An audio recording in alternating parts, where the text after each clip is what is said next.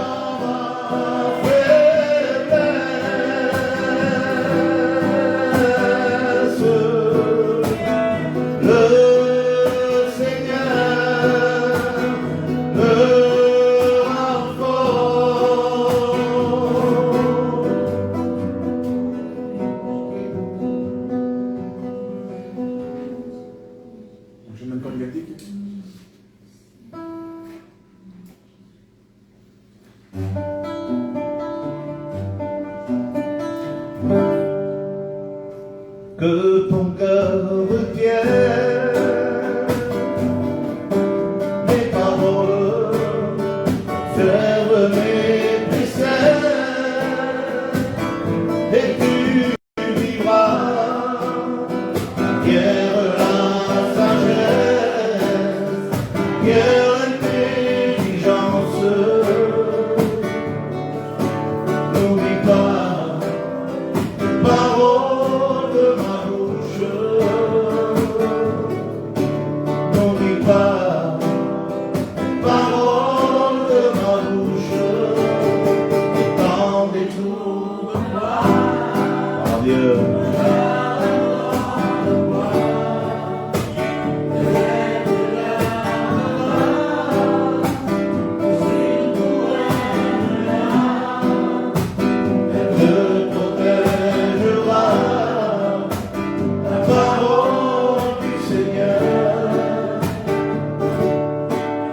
Garde-la plus profond de ton cœur, et n'en détourne pas, ne l'abandonne pas, et elle te gardera,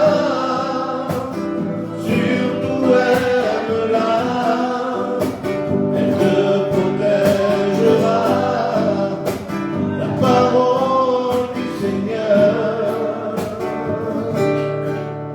Garde-la au plus profond de ton cœur, garde-la, tu seras vainqueur. Gloire à Dieu. Vous pouvez le Seigneur, ça passe la parole de Dieu. Amen. Seigneur Dieu, Seigneur, tu vois nos cœurs et nos vies et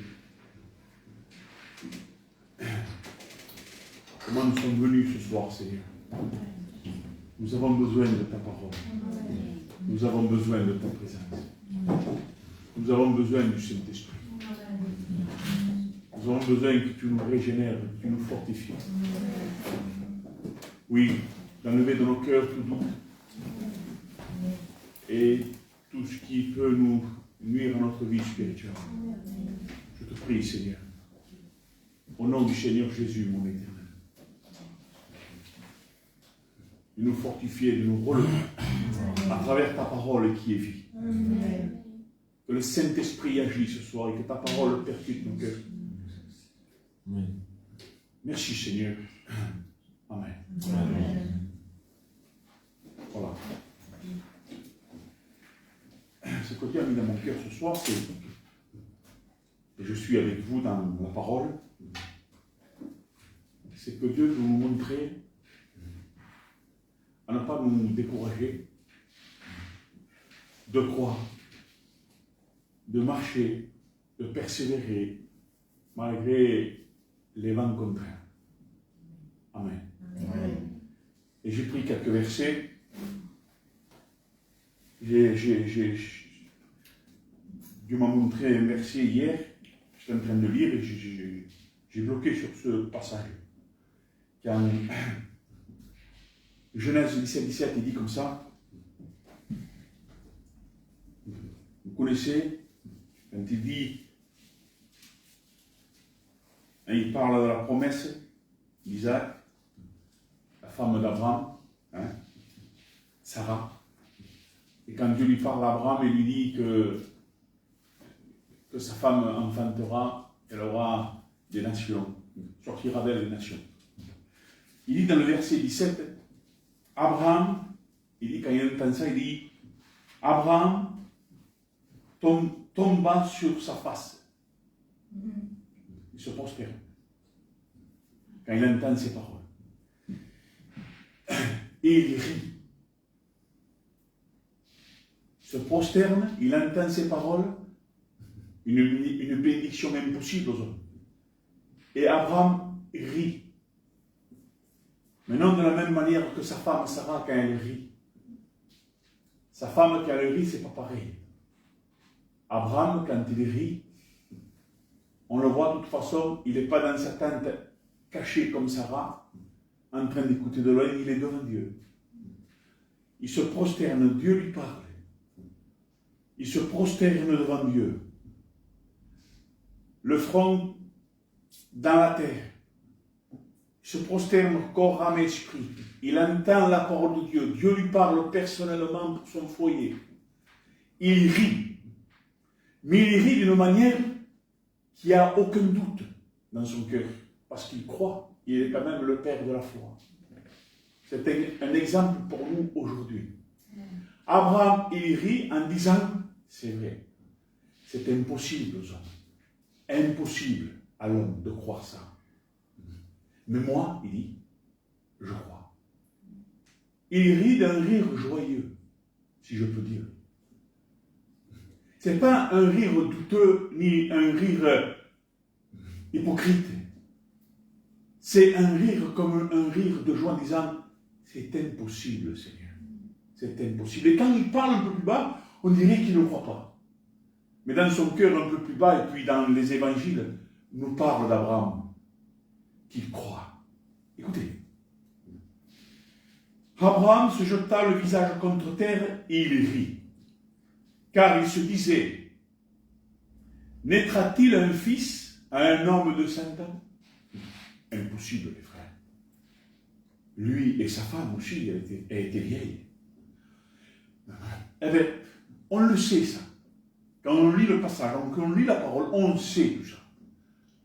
Qu'à l'homme est impossible de s'acquérir des choses impossibles dans la terre. Et c'est impossible qu'Abraham et sa femme puissent avoir des enfants, qu'ils puissent avoir des rois, des patriarches à travers eux. Et pourtant, Dieu l'a fait. Abraham croit. Et Dieu nous dit de croire. De croire toujours. Ce que Dieu nous a promis, le ciel déjà. C'est la base. D'avoir l'espérance de dire, Seigneur, tu viendras nous chercher. Je veux persévérer pour un jour entrer dans ton ciel de gloire, que tu viendras nous chercher. Amen. Et puis il y a des autres prières qu'on a dans notre cœur, personnellement, en nous, chez nous, quand nous prions. On prie pour quelque chose ou pour autre chose. On a des prières qu'on ne dit pas ici. Des prières personnelles. Que personne ne sait. Il n'y a que Dieu. C'est des prières, si vous voulez, secrètes, personnelles. Et quand on prie le Seigneur, on ne les a pas encore reçues. On ne les a pas encore reçues, ces prières. Mais Jésus n'est pas venu nous chercher encore. Donc je crois. Et je crois que Dieu va me les donner. Croyez-le que Dieu donne. Et pour cela, bien sûr, on le sait maintenant, depuis le temps. Il faut obéir à la parole pour recevoir, nous les chrétiens. Pour obtenir, pour s'acquérir de nos prières, de ce qu'on a demandé, il faut avant tout obéir, bien sûr. peut-être dans ton cœur, tu ne crois plus. Tu doutes. Tu es découragé. Tu n'as plus envie de prier. Tu n'as plus envie d'avancer. Et pourtant, on a un exemple terrible dans la Genèse. Abraham, c'est impossible pour lui. Il croit, il persévère, il reçoit. Quelque chose d'impossible. La parole est vivante, écoutez, nous ne sommes pas beaucoup, une petite église, hein, nous savons comment on est, mais n'empêche que la parole est liée. N'empêche que Jésus est au milieu de nous. Amen. Il y a des malades qui ne sont pas venus, j'espère qu'ils écoutent et qu'ils puissent prendre la parole de Dieu dans leur cœur, parce que c'est bénéfique d'écouter la vérité de Dieu. Là. Romains 4, 19. La foi d'Abraham est restée solide. Pourtant, il avait 100 ans. Autre traduction dira, et n'étant pas faible dans la foi. Il est dans la foi. Vous savez, quand il monte avec son fils pour le sacrifier à l'Éternel, dans les évangiles, il est écrit que lui, il se disait, dans les évangiles, lui se disait, Dieu va le ressusciter. D'accord que lui le croyait. D'accord que c'est le père d'Abraham. D'accord qu'on peut dire des excuses. C'est le père d'Abraham. C'est un exemple vraiment exceptionnel. Parce qu'Abraham, quand on le regarde, il est passé dans des moments difficiles et il avait toujours la foi. La descendance d'Abraham touche où la descendance? J'ai étudié un peu ça, vous savez, c'est pas trop, bon, vous savez, mais par le Saint-Esprit, je sais un peu. La descendance d'Abraham, ce n'est pas vraiment les Juifs, on en parle dans le Nouveau Testament. La descendance d'Abraham, c'est pas, parce qu'ils le disent, l'apôtre Paul le dit, ce n'est pas ceux qui se disent Juifs qui sont dans la descendance d'Abraham. Vous comprenez, c'est tout dans le spirituel. Les Juifs viennent d'Abraham, bien sûr, mais la principale base que Dieu parle, que la descendance d'Abraham, c'est ceux qui sont nés de Sarah, la femme libre, c'est-à-dire les chrétiens. Ceux qui sont donnés à Christ. Et la base du chrétien, les fondations du chrétien, c'est Jésus. Amen. Et dans Jésus, il y a la foi. Il faut aller la chercher. Dans Jésus, il y a l'amour. Il y a la patience. Il y a la joie. Il y a la maîtrise de soi. Il y a la bienveillance. Et ainsi de suite. C'est en Jésus, ce puits qui est sans fin de bénédiction, c'est à lui qu'on peut aller pour recevoir tout ce qu'on en manque dans nos vies. Si tu es découragé, il faut aller chercher où Dieu va t'enlever le découragement et te donner ce zèle. C'est pour ça que tous les jours, nous devons avoir cette vie et cette mise à part. Malgré les difficultés et le découragement, au contraire, c'est là où on va à la source. C'est là où on se régénère par le sang de Christ. C'est là où on est rempli de la parole. C'est là où tu deviens encore plus fort en Christ. Si je n'y vais pas, mais tu vas te dégrader, on va se dégrader, on va reculer, on va être pire, de pire en pire, et ça sera fini. On ne pourra plus prier, on n'aura plus de zèle, on n'aura plus d'amour, on n'aura plus de joie et d'espérance. C'est pour ça que Dieu nous dit, veillez et priez. Parce qu'on est dans un danger sans Christ. Sans prière, sans communion, sans lecture, sans cette joie, on est dans un danger. Il faut aller chercher. Mais on l'a reçu dès qu'on est une chrétienne. Oui, mais on peut se dégrader, diminuer et s'enlever de tout ça. Mais il faut toujours rester au pied de Christ. Amen. La foi. Écoutez. La foi d'Abraham est restée solide, pourtant, il avait 100 ans. Matthieu 14, 31, un autre exemple. Mais là, c'est terrible. Pierre, vous savez, quand Pierre marche dans l'eau, Pierre s'enfonça dans l'eau. Il a vu Jésus, vous connaissez l'histoire, hein? Il dit, aussitôt, Jésus, parce qu'il s'enfonçait, Pierre, étendit la main pour le remonter à la surface. Le saisit et lui dit, comme ta confiance est faible, comme ta confiance est faible, à pire, hein? Il dit ça à pire quand même.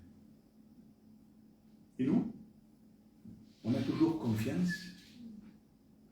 On a toujours confiance en Dieu. Est-ce qu'il y a cette confiance, cette foi? Votre traduction, je ne sais pas si j'ai marqué, oui. J'ai marqué la traduction? Écoutez ça. Comme ta confiance est faible, il dit, homme de peu de foi, pourquoi as-tu douté? Et je me mets avec vous dans la chaise là. Dieu me parle à mon chien. Pourquoi as-tu douté, Anton? Mais pourtant je crois. Pourtant j'espère. Et j'attends. J'attends. C'est bien, oui. Mais Anton, ne te décourage pas alors. Persévère.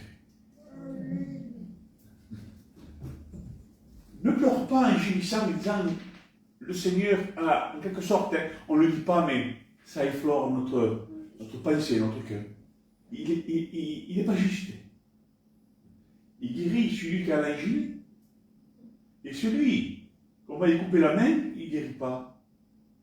Il ne comprend pas des fois. Comparé. Il pourvoit des choses. Vous dites, mais moi, c'est à moi. C'est rien que ça là, lui là. C'est pire moi, Seigneur. Le Seigneur connaît tout. Alors, on ne comprend pas, je ne comprends pas. Voilà. Moi, je vous dis, je ne comprends pas. Il y a des choses que je n'arrive pas à comprendre. Alors, qu'est-ce que je fais quand je ne comprends pas? Je me réfugie au pied de Christ. Et je prie le Seigneur. Seigneur, non comprendo. Je te prie de tout mon cœur. Je suis là, devant toi, même à genoux, sans pouvoir, des fois. Et je te prie. Et c'est toujours là.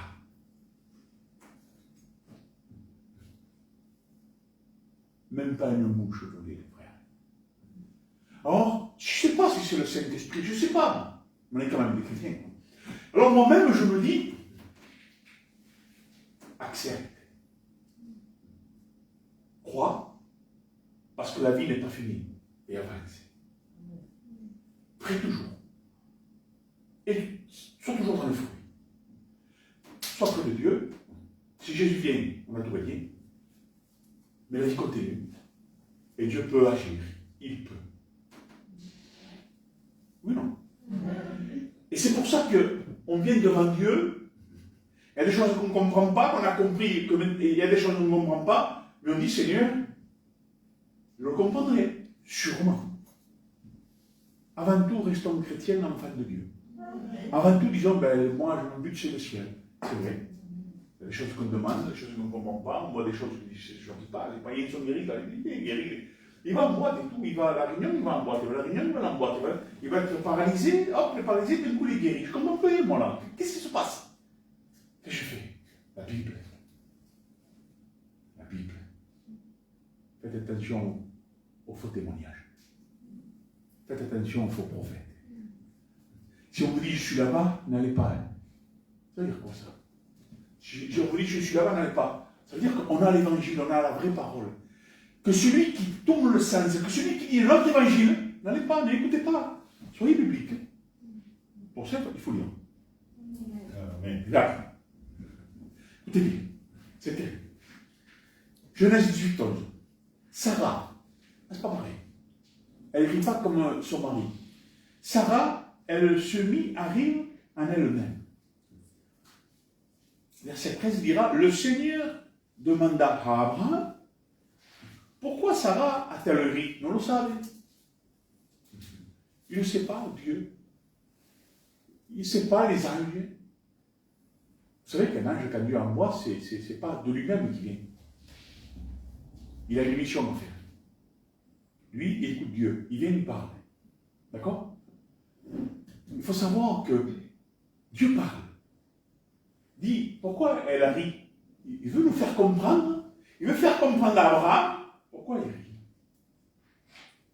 Il veut nous montrer Dieu. Il le sait, lui, notre cœur, il connaît notre cœur.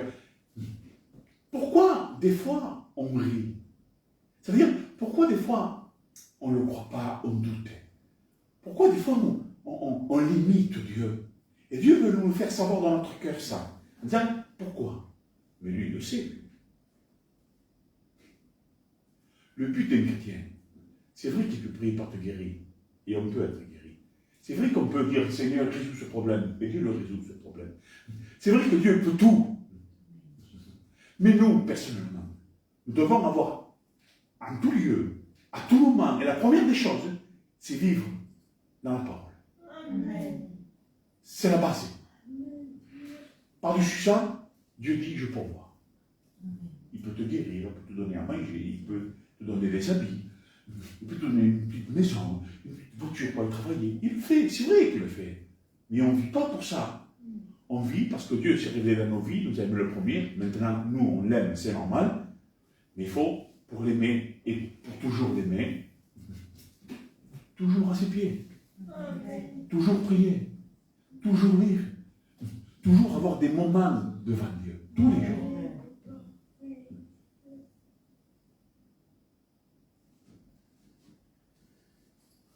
Le Seigneur demanda à Abraham, pourquoi Sarah a-t-elle ri? Pourquoi se dit-elle, c'est impossible? Verset 14, il dira, il y a-t-il donc quelque chose que le Seigneur soit incapable de réaliser? Eh bien non, Dieu est capable de tout réaliser. De bénir, de guérir, de te parler, de te fortifier, de te relever, de te régénérer. Mais voilà. Ça ne vient pas comme ça. C'est à nous d'y aller. C'est à nous à faire notre part. C'est à nous à réfléchir, on n'est pas fous. Il faut aller chercher. Quand on veut quelque chose, on va le chercher. Des exemples. Il y a des exemples bidons, je vais donner, mais si vous voulez faire, c'est comme ça. Pour aller chercher les frères, pour changer les pneus, ils ne vont pas venir tout seuls, les pneus se changer tout seuls devant chez toi. Comme ça, sans personne. Boum. Il faut y aller, faire ta part, tu prends ta bagnole, hein, comme disait l'autre, et tu vas. Et il y a quelqu'un qui dit oui, qu'est-ce que vous voulez, et puis ainsi de suite, tu changes le pneu et tu payes. Pour aller au docteur, c'est pareil, il faut y aller, ou tu téléphones au docteur, mais il faut faire quelque chose. Et dans les choses de Dieu, comme c'est divin, comme c'est comme ça, on croit que c'est une baguette magique. Dieu nous voit, alors on n'a rien demandé, Dieu veut qu'on demande. Amen. Est-ce que Dieu ne nous a pas prévenu beaucoup de fois du danger des choses? Non? Vous n'avez pas fait? Moi, je me le fais. Pourquoi il m'a prévenu? Pourquoi là? Il n'a pas agi, puis c'est tout. Pourquoi il m'a prévenu pour prier pour un tel ou pour aller à une maison d'un tel? Pourquoi il me l'a dit? Pour qu'on puisse voir la puissance et la gloire de Dieu. On ne demande pas d'une... Mais Dieu, il veut qu'on demande pour qu'on puisse voir que c'est lui qui agit. Vous comprenez? Jérémie 32, 17 dira, ah Seigneur, Seigneur Dieu, tu as montré ta force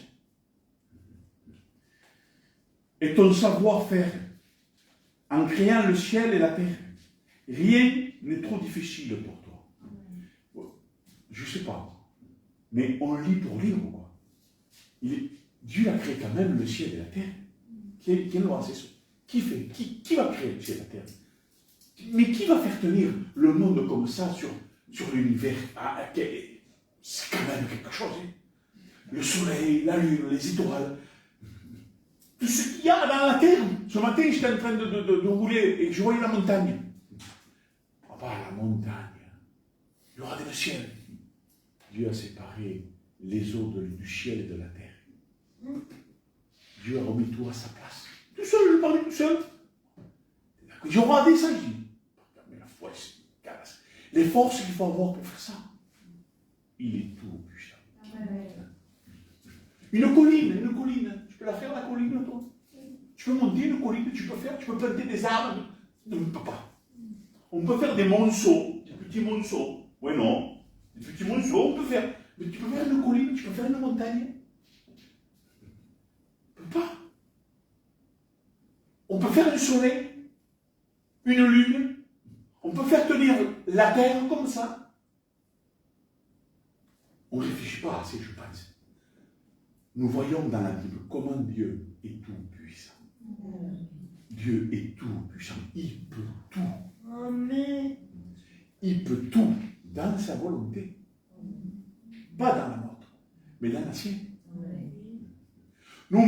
penche vers nous et qui fait sa volonté, que nous ne pouvons rien savoir. C'est comme ça. Mais lui, il sait, lui. Bien. Luc 1,13. Mais l'ange lui dit, n'aie pas peur, Zacharie. Vous savez, Zacharie, qui c'est?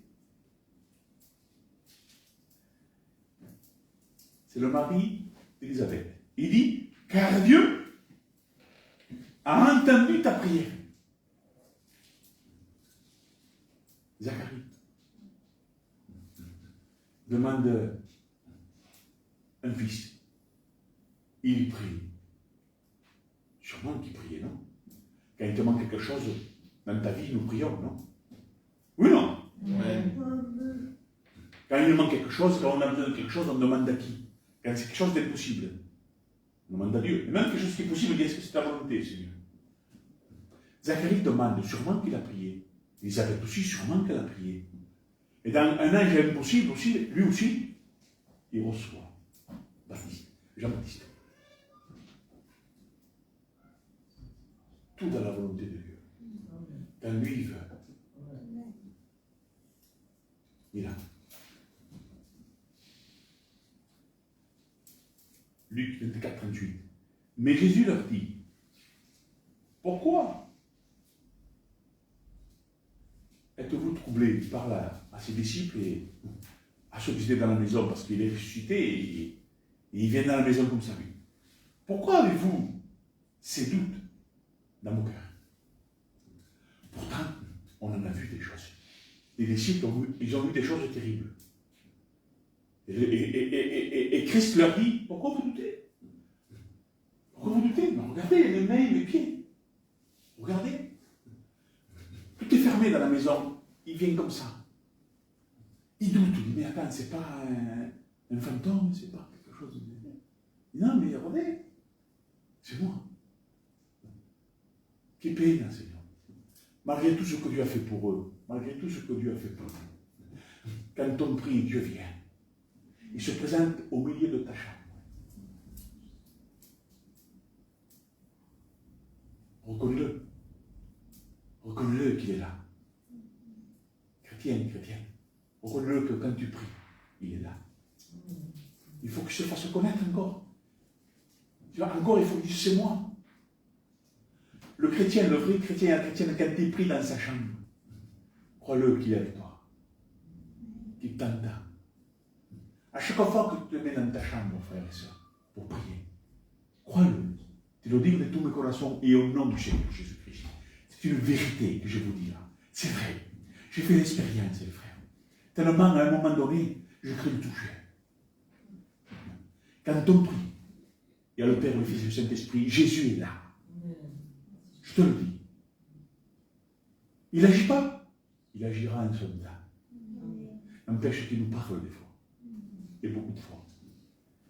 Et Jésus leur dit, pourquoi êtes-vous troublés? Pourquoi avez-vous ces doutes dans vos cœurs? Verset 39, il dit, regardez mes mains et mes pieds. C'est bien moi. Touchez-moi. Et voyez, les frères et les sœurs, pourquoi quand on prie, on ne le touche pas avec notre cœur? On ne le voit pas avec notre esprit. Pourquoi ici incrédule, malgré les années de conversion, malgré cette conversion, malgré que le sang de Jésus nous a purifié du péché? Mais ça, c'est les années qui ne sont pas terribles avec Dieu. On s'est un peu retiré, je pense. On s'est refroidi, je pense. Le découragement nous écrase. Et quand nous prions pour dire, j'ai prié, voilà, Seigneur, on ne le croit plus qu'il est là.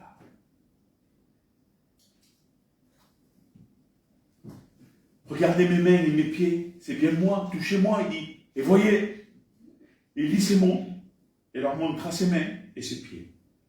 En montrant ses mains et ses pieds, qu'est-ce qu'il montre? La croix, la crucifixion, ses douleurs, sa mort et sa résurrection. Il montre, regardez, mes mains, mes pieds, regardez tout, regardez même mon côté, si vous voulez. Regardez, les marques. Il est en train de dire, je suis mort pour vous et ressuscité pour vous, je suis venu pour ça. Vous êtes libres aujourd'hui, il nous dit à nous, de prier, de demander, de vous prosterner devant moi. Vous êtes libres, Parce que je vous ai nettoyé, lavé de tout péché.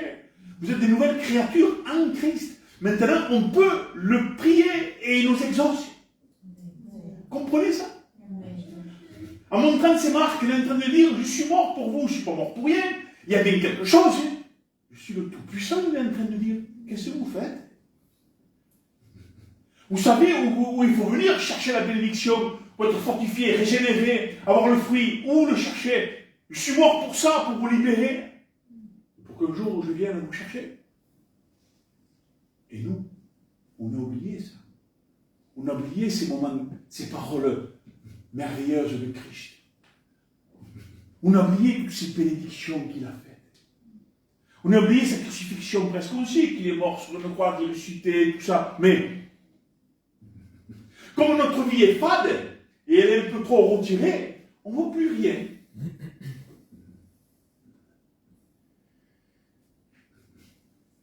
Je termine. Matthieu 28 et 5.